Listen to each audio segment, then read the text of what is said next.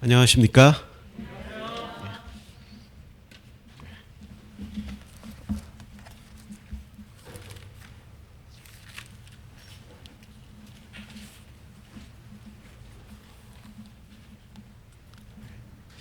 제가 지난번에 계시록에 있는 말씀을 전했었는데 그때 이제 그 사회적 2.5단계죠. 그래서 많이 모이지는 못하셔서 한 30분 정도 본당에서는요 이렇게 말씀을 전했는데 오늘 홀에 이 3층 홀에 한 100명 가까이 계시고 또 2층 또 1층 또 지하에 거의 모든 성도님들이 다 오신 것 같은 그런 느낌이 좀 들었습니다. 그래서 감사하는 마음이 들고 함께 계속해서 또 지난번에 이제 천상의 예배를 말씀을 드렸는데 오늘은 연계해서 지상의 예배에 대해 그런 주제로 말씀을 전해드리도록 하겠습니다.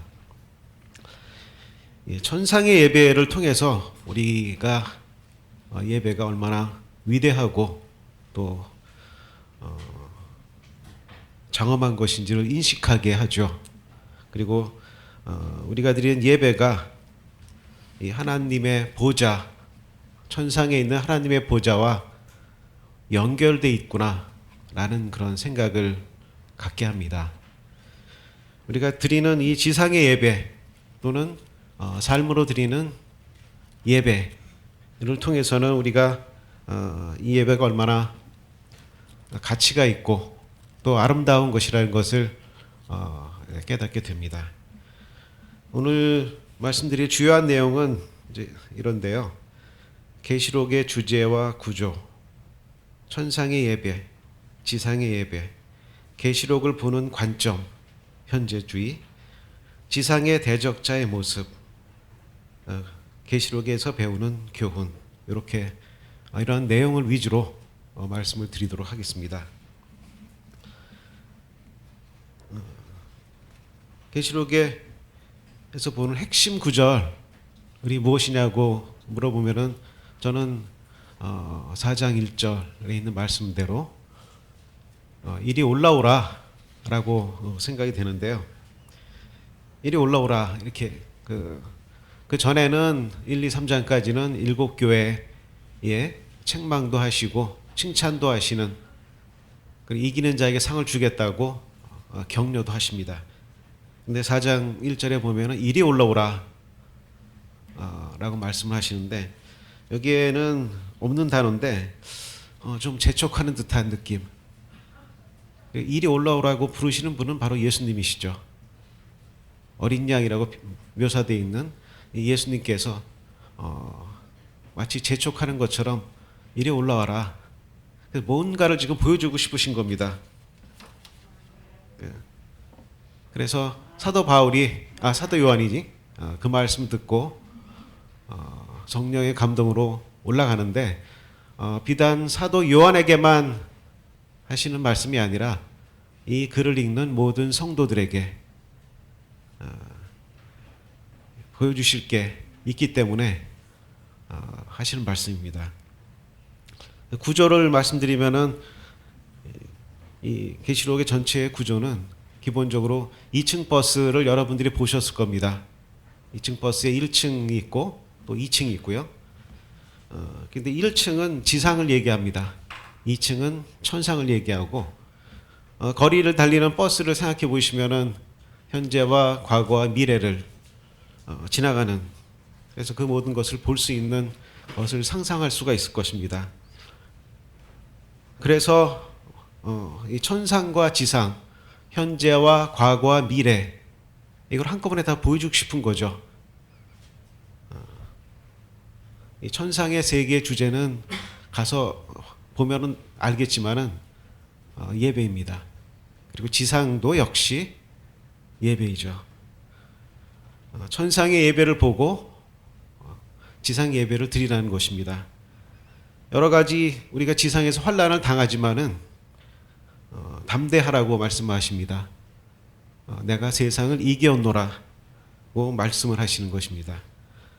이런 것들을 통해서 우리를 위로해 주시고 또 격려해 주시고 우리의 믿음의 경주를 끝까지 갈 수 있게 이끌어 주시는 그런 말씀이라고 생각이 됩니다.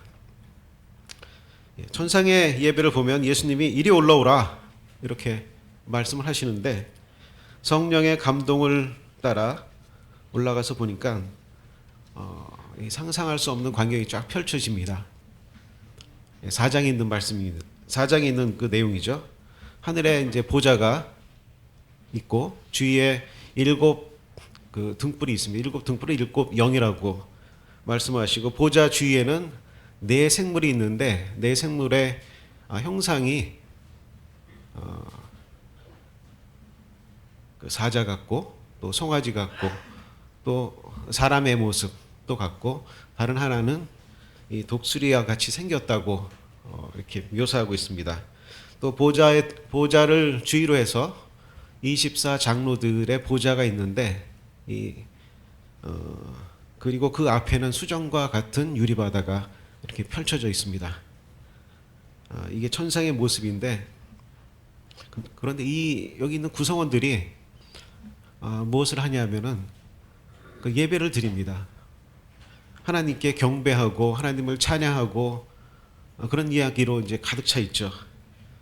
계시록 4장 11절에 우리 주 하나님이여 영광과 존귀와 권능을 받으시는 것이 합당하오니 또 계시록 5장 9절에는 그들이 새 노래를 불러 이르되 두루마리를 가지시고 그 인봉을 떼기에 합당하시도다.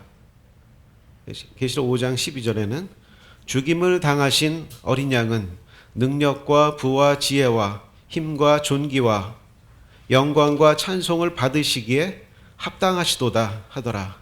이렇게 그들이 예배를 드립니다. 그 예배의 내용들을 보면은 이 합당하다는 말을 하는데 4 생물이 특별히 그 말을 이제 자주 인용을 합니다. 그래서 이 4 생물은 하나님을 찬양하고 경배하고 예배하기 위해 창조된 존재인가 하는 그런 생각이 좀 듭니다. 그리고 그 4 생물이 그냥 무턱대고 합당하다 하는 게 아니라 천상과 천하 만물을 다 살펴보고 과연 합당하시구나, 과연 이분이 하나님이십니다라고 이제 찬양을 드리는 거죠. 이렇게 천상의 예배를 한 결과는 어떻게 되냐면은 지상의 심판, 계시록에서는 세상에 대한 심판으로 이어집니다. 이 어미하고 또 만대를 명정하시는 하나님의 통치에 영향을 미치는 것은 없어 보입니다. 하나님이 하시고자 하시는 대로 그 일들이 진행되죠. 하나님이 통치하시는 겁니다. 4 생물과 24 장로와 그 뒤에 수만의 천천히와 만만이라고 되어 있는데 만만이면 억이지 않습니까? 그 수를 셀 수 없을 정도로 많다는 그런 그 천사들이 영원하시도다, 주께서 통치하십니다, 합당하십니다 라고 경배와 찬양을 드리고 있습니다. 그런데 다만 한 가지, 이 천상의 세계에 영향을 미치는 것이 있는데 이건 천상에는 없어요. 지상에서 올라오는 것입니다. 이 보좌와 이 하나님께 영향을 미치는 여기서는 향기라고 표현하고 있습니다. 계시록 5장 8절에 보시면은 그 두루마리를 취하심에 4 생물과 24 장로들이 그 어린 양 앞에 엎드려 각각 검은 고와 향이 가득한 금대접을 가졌으니 이 향은 성도의 기도들이라. 이렇게 돼 있죠. 다른 게 아니라 성도의 기도가 이 보좌에 영향을 미칩니다. 이게 기도를 형상화시킬 수가 없지 않습니까? 그래서 근데 이 기도가 이제 강렬한 향기가 있습니다. 지상의 심판의 일정에도 영향을 미치고 그 내용에도 영향을 미칩니다. 성도가 드린 영혼의 기도, 그러니까 보좌에 앉으신 이의 마음에 영향을 미치는 거죠. 사도행전 7장 59절에 보시면은 스데반의 죽는 장면이 나오는데, 죽는다는 말을 쓰진 않아요. 잔다라는 말을 쓰는데, 그들이 돌로 스데반을 치니 스데반이 부르짖어 이르되 주 예수여 내 영혼을 받으시옵소서 하고 하늘이 열리고 인자가 하나님 우편에 서신 것을 보노라. 이렇게 이제 자기가 본 것을 이제 고백을 하는 겁니다. 이 지상의 삶으로 드린 예배가 여기서 느낄 수 있는 게 천상의 예배에 천상에 연결되어 있다는 그런 것을 보게 되죠. 스데반이 그것을 본 것입니다. 우리가 이제 기도 제목이라든가 이제 요새는 기도 제목이 문자로 오죠. 카톡으로도 오고 이렇게 오는데 성도님들이 제가 물어보니까 성도님들이 즉시로 기도하시더라고요. 그래서 어디 있든지 상관 안 하셔요. 그래서 지하철을 타고 가든지 버스를 타고 가든지 집에서 일을 하실 때도 있고 학생들이 공부할 때도 있겠고요. 직장에서 이제 일을 하거나 강의를 들을 때도 있는데 걷는 사람들도 있고요. 그냥 즉시 잠깐 기도를 드립니다. 긴급한 기도 요청에 간절하게 이제 그런 기도 제목이 있지 않습니까? 그러면은 잠시 눈을 감고 기도를 이제 드린다고 말씀을 하는 걸 들었습니다. 이렇게 이 지상의 성도들이 드리는 간절한 기도가 그대로 천상으로 올라갑니다. 그것은 형상화시킬 수 없기 때문에 향기라고 또는 향연이라고 이제 표현이 되어 있습니다.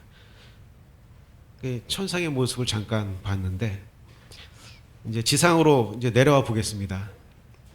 이 천상과는 분위기가 이제 많이 다르죠. 여기는 불신자도 있고 신자만 있는 게 아닙니다. 천상에는 이제 신자들만 있는데 그리고 하나님을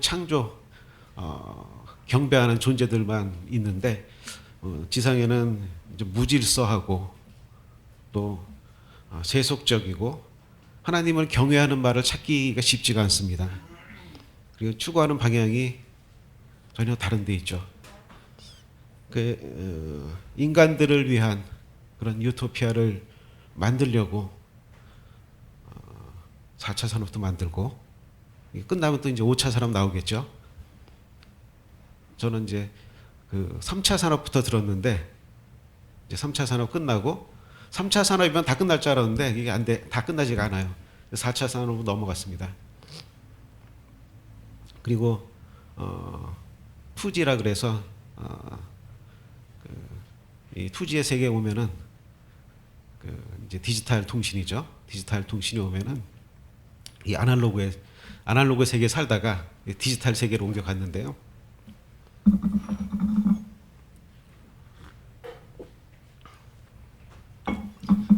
많은 것이 바뀌고 큰 변화가 생길 거라고 말씀을 그 당시 이제 들었죠. 근데 이 2G로도 안 되고 3G가 나오고 이제 4G, 그다음에 이제 앞으로 더 이제 5G가 나와야 된답니다.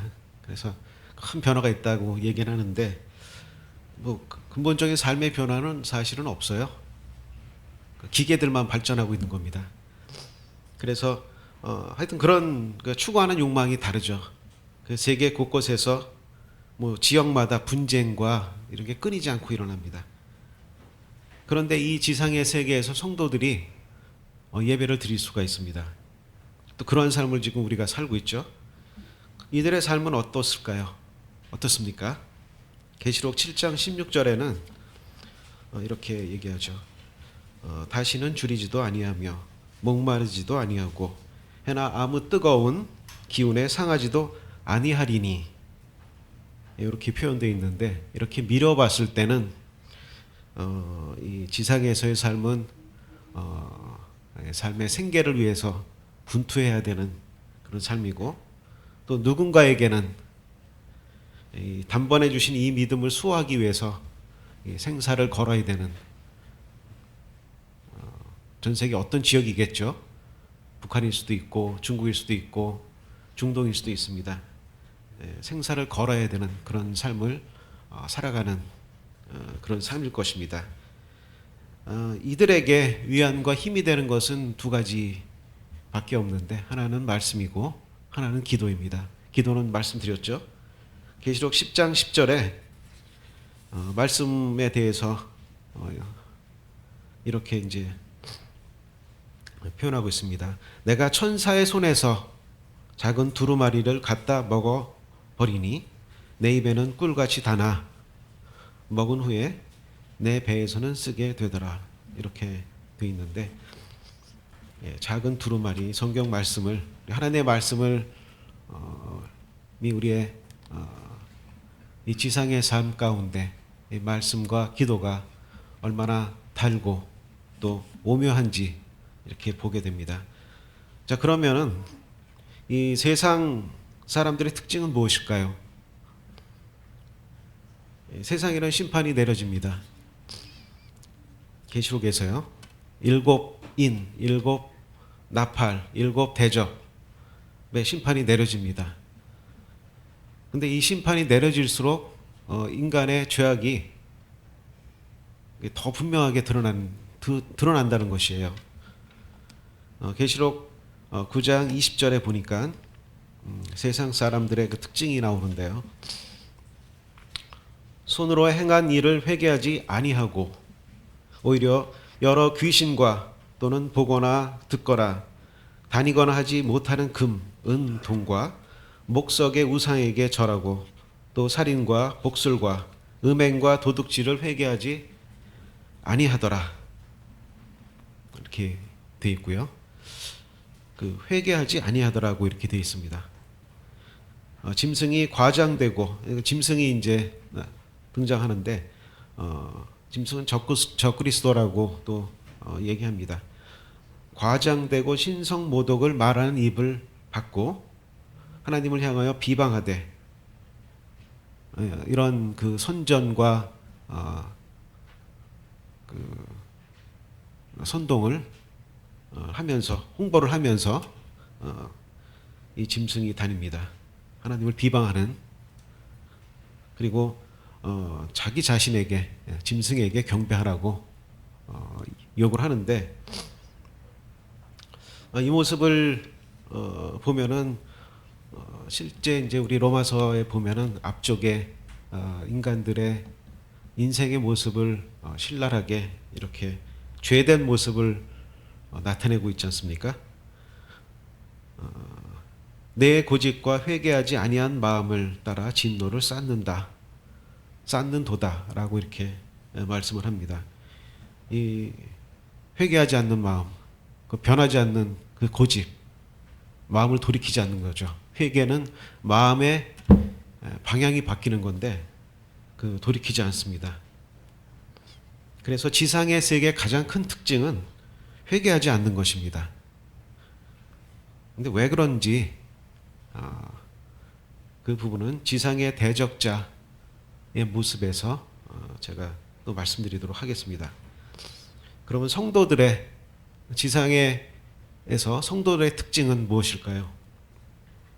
이 계시록에서는 이기는 자라고도 얘기하고, 인내와 믿음, 성도의 인내와 믿음이다 이렇게도 얘기하고, 성도의 옳은 행실이다 라고도 이렇게 얘기를 합니다. 옳은 행실은 의로운 행실, 의로운 행동, 이렇게도 번역을 할 수 있습니다. 요한일서 5장 4절에 무릇 하나님께로부터 난 자마다 세상을 이기느니라. 세상을 이기는 승리는 이것이니 우리의 믿음이니라. 이렇게 말씀하시고요. 계시록 14장 12절에는 성도들의 인내와 믿음이 여기 있도다. 이렇게 말씀하시고요. 19장 8절에는 그에게 빛나고 깨끗한 세마포 옷을 입도록 허락하셨으니 이 세마포 옷은 성도들의 옳은 행실이로다 하더라. 여기 이렇게 말씀을 하고 계시죠. 이게 성도들의 특징인데요. 여기서 이긴다는 말에 이제 주목하게 됩니다. 왜 이긴다는 말을 사용하셨을까? 이기는 것은 성도의 믿음이라고 말씀하셨죠. 계시록의 7교회에도 이기는 자에게 복을 주십니다. 성도들의 그 지상에서의 삶은 이기는 삶이죠. 승리하는 그리스도인 이런 책도 있더라고요. 수많은 도전에 이제 직면하게 됩니다, 우리가. 그리고 우리 신앙을 무너뜨리기 위해 공격해 오죠. 그래서 싸워야 하고 또 이겨야 하는 것입니다. 근데 우리의 싸움이 혈과 육에 속한 것이 아니라고 말씀을 하시는데요. 6장 에베소서에 보면은 이렇게 돼 있죠. 우리의 싸움은 혈과 육에 속한 것이 상대하는 것이 아니요 통치자들과 권세들과 이 어둠의 세상 주관자들과 하늘에 있는 악의 영들을 상대함이라 이렇게 돼 있는데, 그 어둠의 통치자, 어둠의 권세, 어둠의 세상 주관자들, 그리고 하늘에 있는 악의 영들이라고 해석을 하면 좋을 것 같습니다. 그래서 눈에 보이는 단순히 눈에 보이는 것이 아니라 눈에 보이지 않는 그런 것이고, 겉으로 봤을 때는 평화로운 것이고 아무 문제가 없는 것일 수도 있는데, 그 배후에 있는 그 영적인 그런 싸움을 의미하는 것이죠. 그걸 알 수 있는 게 이 계시록에서 최종적으로 멸망시키는 대상을 구체적으로 이제 제시해 주시는데, 17장과 18장에 보면은 바벨론이라고 이제 말씀을 하고 계십니다. 이 바벨론이 멸망을 한다라고 예언하시는데, 바벨론은 그 종교와 정치 또 경제의 어떤 융합체로 보입니다. 막강한 권세를 가지고 있는 그런 곳인데요.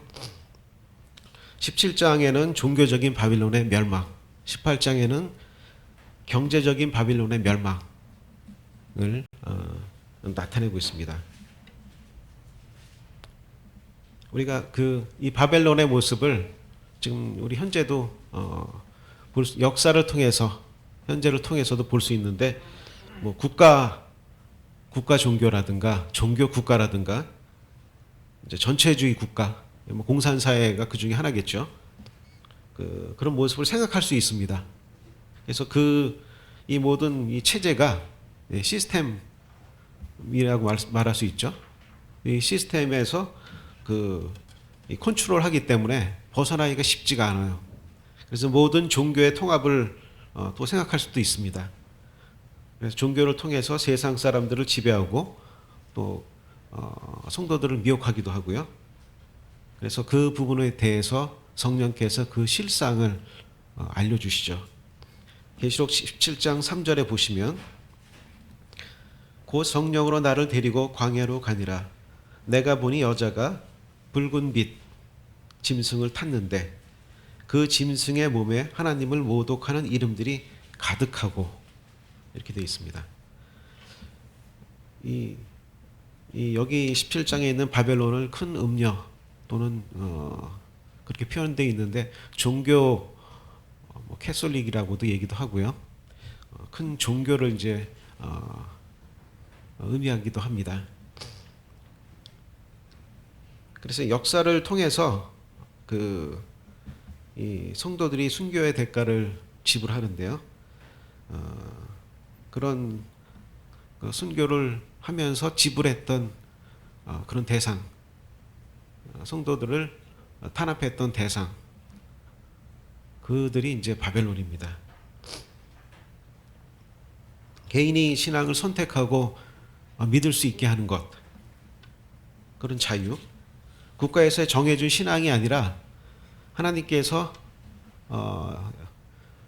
믿는 자들 한 사람 한 사람 만나고 그들을 구원하시는 그런 신앙의 자유, 지금은 우리나라에서는 너무나 당연한 거죠.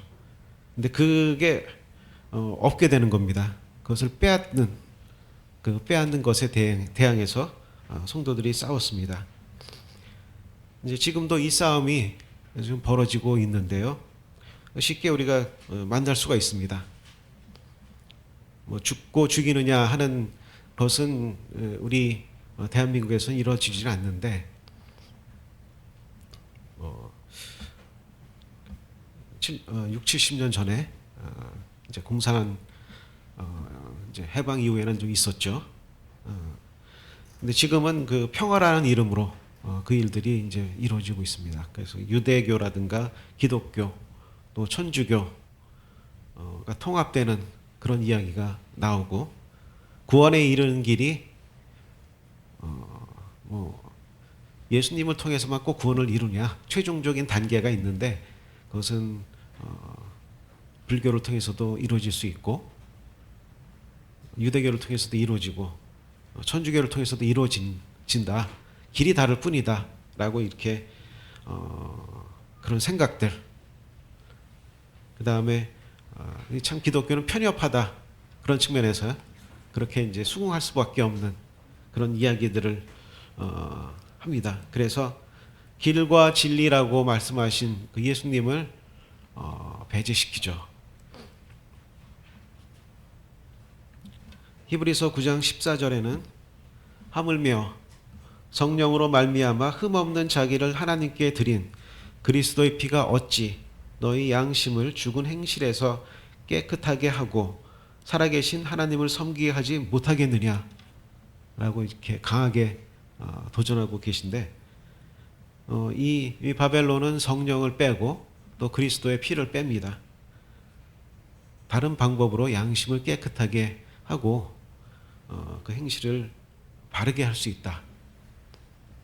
이것을 구원이라고 생각하게 만들죠. 예.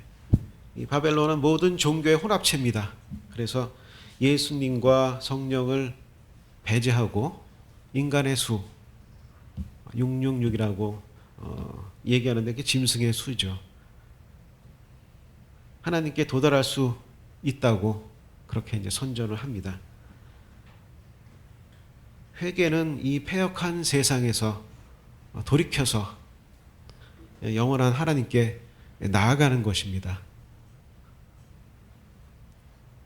성도는 이 바벨론이 지배하는 세상에서 예수를 만나고 또 성령의 감동하심으로 우리가 예배를 드리는 겁니다. 오늘 우리가 예배를 드리는 모습을 제가 뒤에서 저도 예배를 드려야 되는데 예배를 좀 관찰한 것 같습니다. 그래서 지상의 예배를 제가 좀 관찰을 했는데 좀 아름답고 또 그 내용이 감동을 주는 내용들로 가득 차 있었습니다.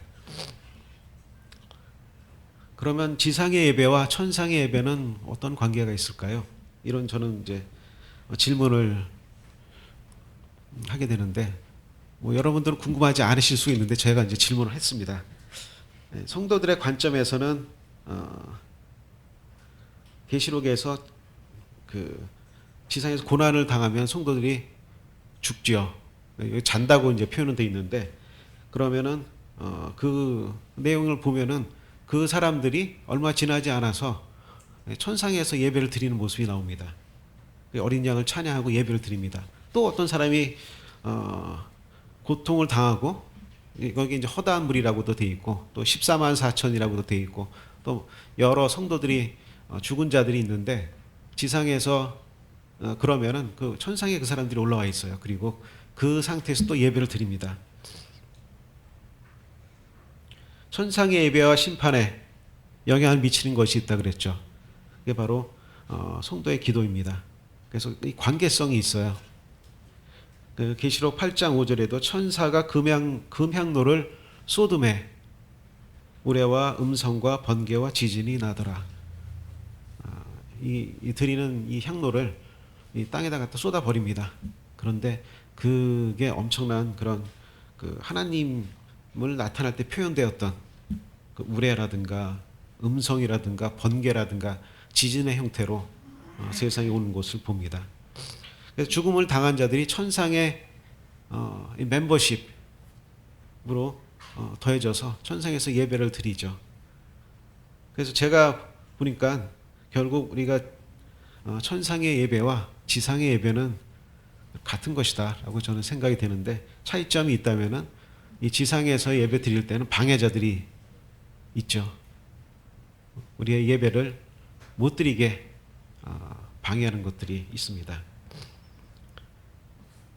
제가 잠시 우리가 계시록을 보는 그런 관점을 말씀드리고 싶습니다. 여러 가지 관점이 있는데, 천년왕국을 중심으로 해서 이제 예수님의 재림이 언제 이루어지느냐, 전이냐 후냐에 따라서 나누죠. 그래서 이게 전천년설이 있고 무천년설이 있고 후천년설이 있습니다. 크게 나눴을 때 종류가 굉장히 많은데, 전천년설이라는 것은 예수님 천년왕국 전에 예수님이 재림하신다는 거고요. 무천년설이라는 것은 천년왕국이라는 것은 상징적인 것이지 그건 존재하지 않습니다라고 이제 얘기하는 거고, 후천년설이라는 것은 천년왕국이 지난 다음에 예수님이 재림하신다는 그런 것이죠. 이 계시록에 관련된 책을 보면은 이 관점이 항상 나와요. 그래서 언제 어느 것을 기준으로 보느냐, 해석을 하느냐의 논쟁이 항상 있는데, 이게 나름 의미가 있긴 한데, 그런 것하고 별개로 이 계시록에 있는 성도는 우리들이죠. 이 천년왕국을 고려하면서 말씀을 읽지를 실제는 그렇게 하지는 않습니다. 오히려 주님의 강림하심이 언제일까, 언제 오실지 그렇게 그걸 생각하면서 자신을 돌아보고 말씀을 이제 읽는 거죠. 그래서 역사를 통해서 어느 시점에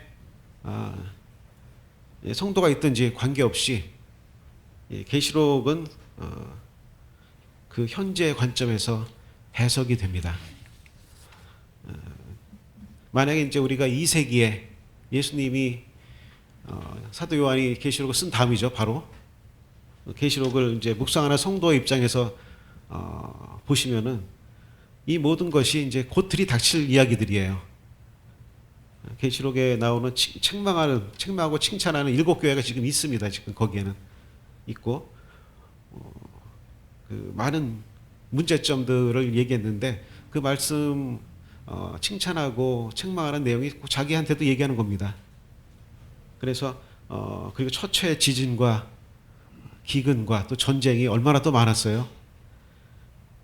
그래서 이 대환란이 곧 임박했구나라는 그런 생각을 가지고 그 징조를 보면서 주님의 오심을 고대하고 볼 것입니다. 그리고 이제 한 1000년 정도 흘렀습니다. 그로부터.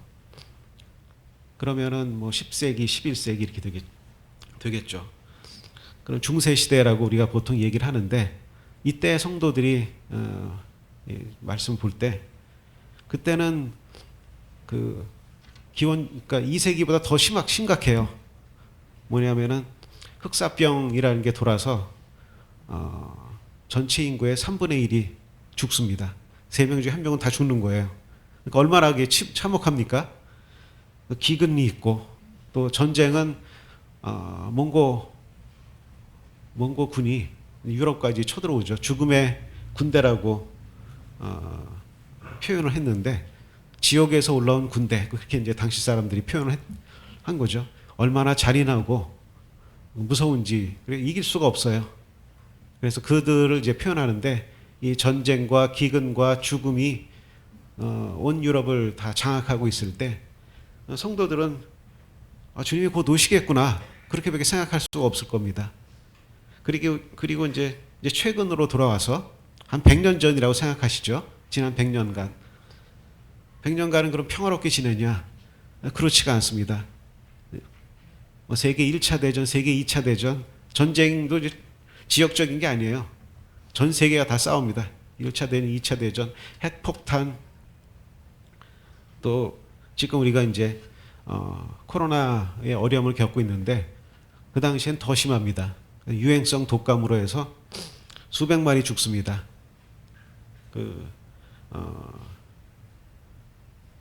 500만인가요? 500만 정도 죽었다 그러는데, 그런 사람들 숫자를 합치면은 한두 명이 아니에요.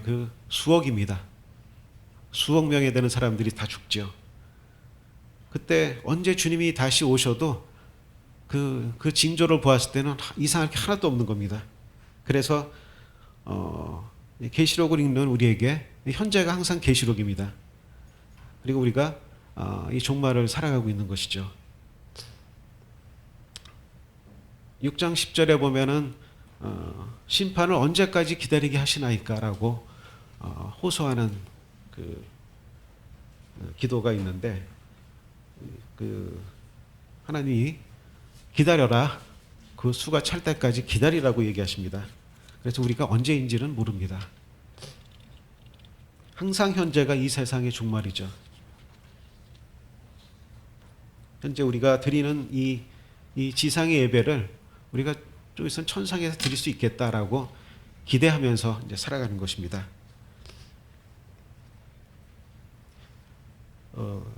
계시록 12장에 보면은 지상의 대적자의 모습을 발견할 수가 있는데, 계시록 12장을 한번 보실까요?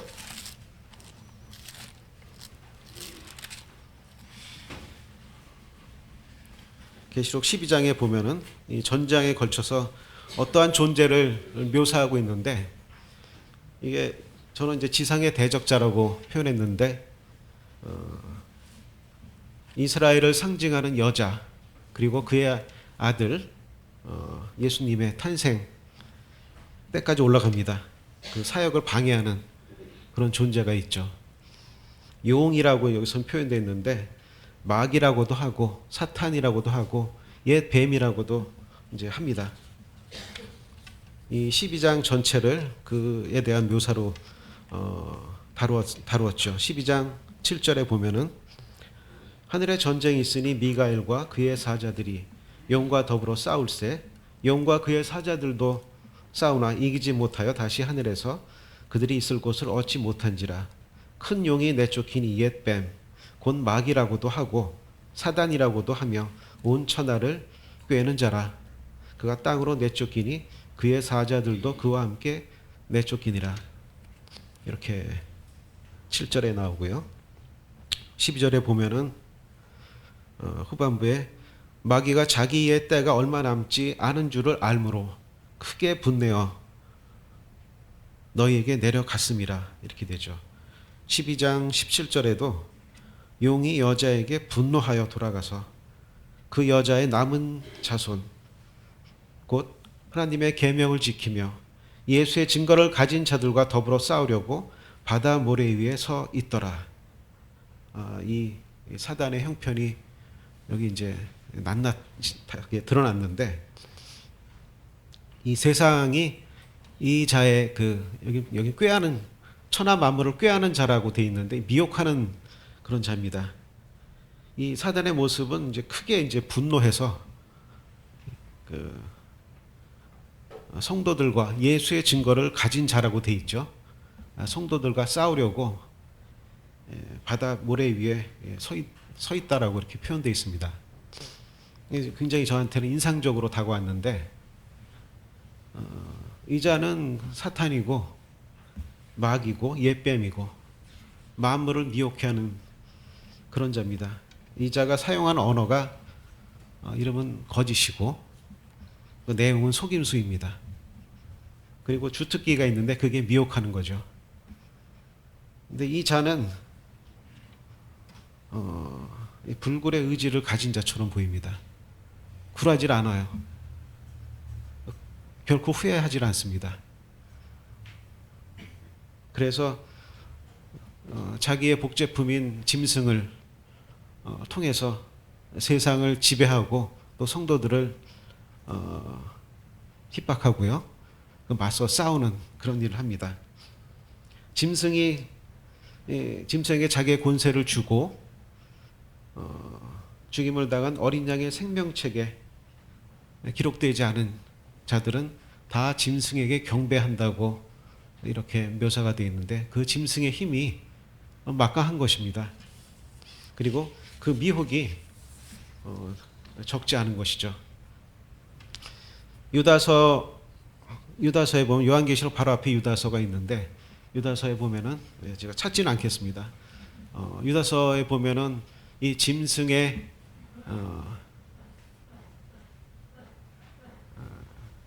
이 사탄, 이들의 가르침을 따르는 자의 그런 모습이 여기서는 거짓 교사라고 돼 있죠. 유다서에서는 거짓 교사, 가만히 들어온 자라고 돼 있는데 묘사를 유다서 전장을 통해서 유다서는 한 장이죠. 쭉 이렇게 묘사를 해놨는데 그 형편을 잘 알 수 있게 돼 있습니다. 그 특징 중에 하나는 이 사람들은 후회하지 않아요. 그리고 그 기탄 없이 우리의 애찬에 참여하는 자이나 성령은 없는 자라고 말씀을 하고 있습니다. 뿌리가 없어서 그 내용을 파고들고 파고들어보면 아무것도 없는 겁니다. 그게 그들의 가르침의 특징이죠.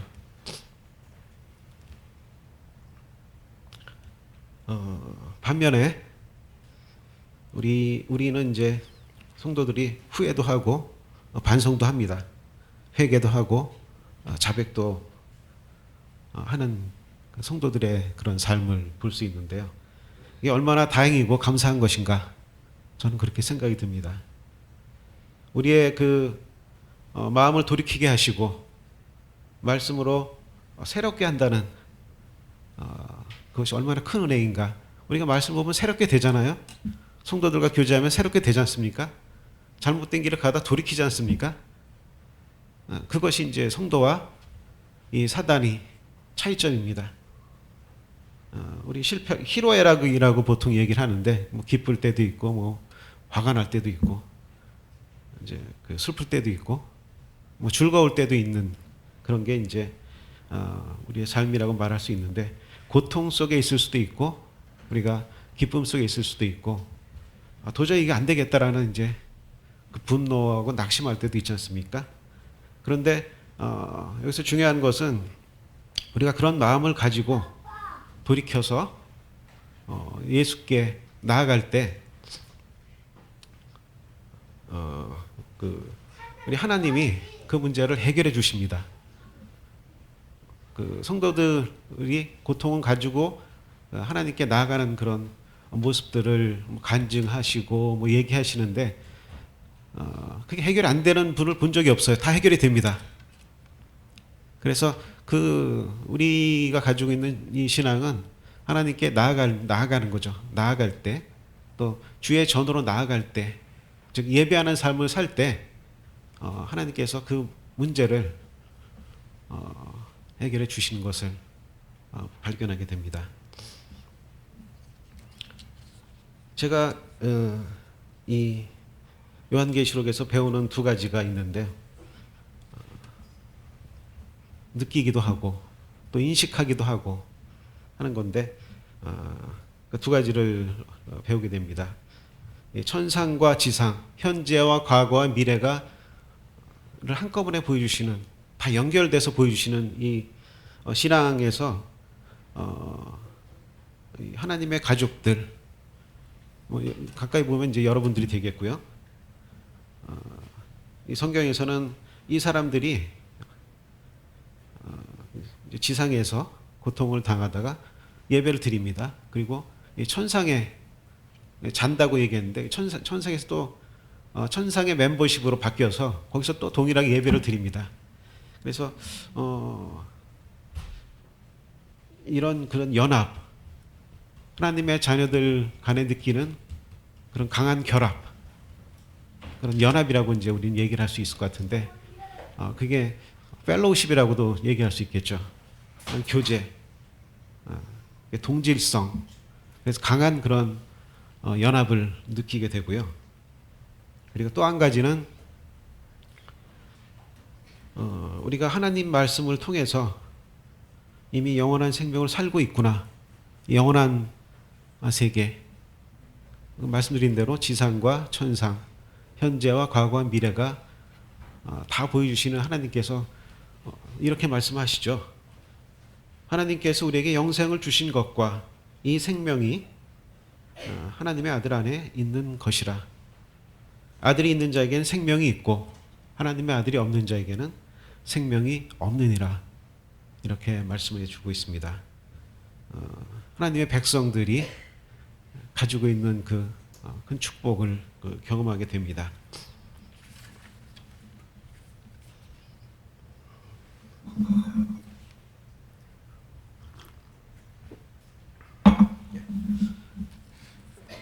예, 말씀을 마무리를 좀 드리고 싶습니다.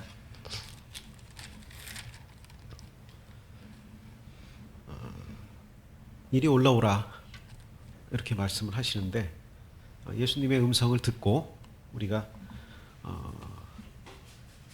그 천상의 예배를 보게 되고 그것과 연결되어 있는 우리의 지상의 예배를 배우게 됩니다. 이 지상의 예배는 이 세상, 사탄, 짐승 또는 세속, 회개치 않는 이 대적하는 사람들이 있는 가운데에서, 존재들이 있는 가운데서 이기는 삶을 사는 것입니다. 이기는 것은 예수를 의지하고 믿는 것이죠. 이제 미혹하는 자는 자꾸 예수를 빼려고 합니다. 예수님을 빼서 내 스스로 한번 해보라고. 예수님을 빼면은 우리는 아무것도 아니죠. 성령이 예수를 빼고 성령을 빼고 인간이 만든 그 우상으로 대체를 하려고 합니다. 이기는 자는 이기는 것은 무엇인가요? 계시록을 보는 성도들은 항상 현재가 말세지말입니다. 세상 끝의 징조들이 지금도 많이 있어요. 그래서 어떤 분의 책을 제가 봤는데 지금은 은혜 받을 만한 때요, 구원의 날이로다 이렇게 표현하고 있습니다. 대적자의 모습은 현저하죠. 이제는 후회가 없습니다. 회개가 없고 거짓과 미혹으로 끝까지 성도들을 대적합니다. 계시록에서 보는 것처럼 천상에서 패배해서 졌으면 승복을 해야 되는데 분노에 가득 차 있어요. 끝나지 않았습니다. 이자는. 그래서 또 지상에서 굴하지 않고 모래 위에 당당히 서 있죠. 천하대장군, 지하여장군 뭐 서 있지 않습니까?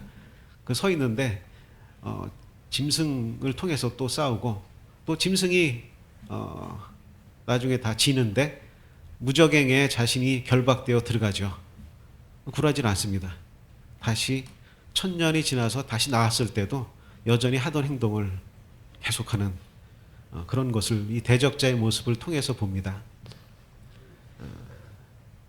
그러나 생명이 없는 자이고 또 성령이 없는 자라고 말씀하고 있습니다. 그리스도 예수 안에서 우리를 인도하시는 하나님께 감사와 경배를 드립니다. 시편 23편 6절에는 이렇게 말씀하고 계시는데, 이 시편 23편을 지은 분은 이제 다윗이죠. 우리가 강하게 제가 말씀드렸잖아요. 이 예배자와 강하게 결합되어 있는 것 같은, 연합되어 있는 것 같은 느낌을 갖는데요. 23편 6절에 이렇게 내 평생의 선하심과 인자하심이 반드시 나를 따르리니 내가 여호와의 전에 여호와의 집에 영원히 살리로다 이렇게 말씀하고 계십니다. 기도하시고 말씀 마치도록 하겠습니다.